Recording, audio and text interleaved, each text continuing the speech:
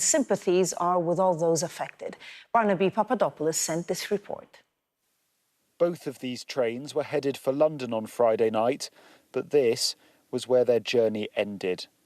Well, we're just a few metres here from the site of impact where those two trains collided. You can see where a train from Corby collided with a stationary train from Nottingham. The impact of that collision killing the train driver on the Corby train and injuring almost 100 passengers.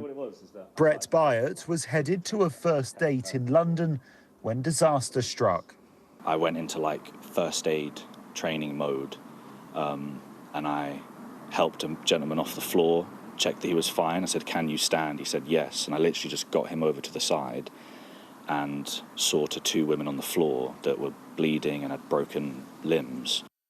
After the crash, he helped get passengers off the train and onto the embankment as they waited for the emergency services to arrive. The train driver that passed away, he was the train driver of my train. He broke gradually, and I think that actually could have saved people's lives, or at least further injuries, worse injuries. So he needs to be known as the hero in that situation. The first train was the 3:50 p.m. service from Nottingham to London St Pancras, while the second was the 4:40 EMR service from Corby, also heading to St Pancras. It left Bedford station at 5:10.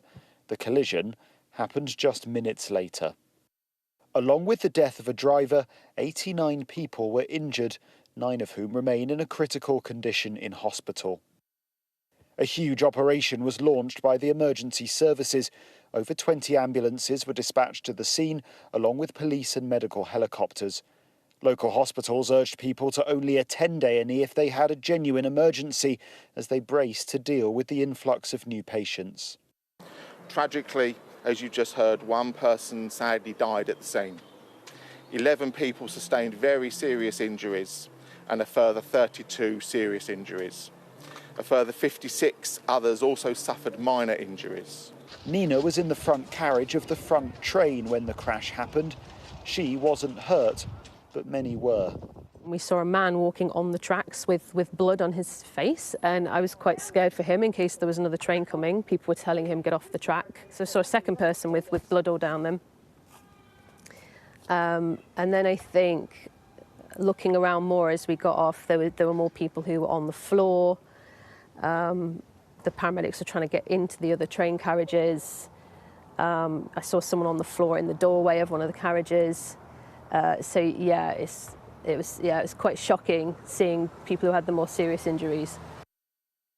Rail crash investigators want to understand what caused this and what lessons, if any, can be learnt from it. But that work is also aimed at finding answers for those injured, for their families, and for the loved ones of the driver who lost his life. Barnaby Papadopoulos, Sky News in Bedford.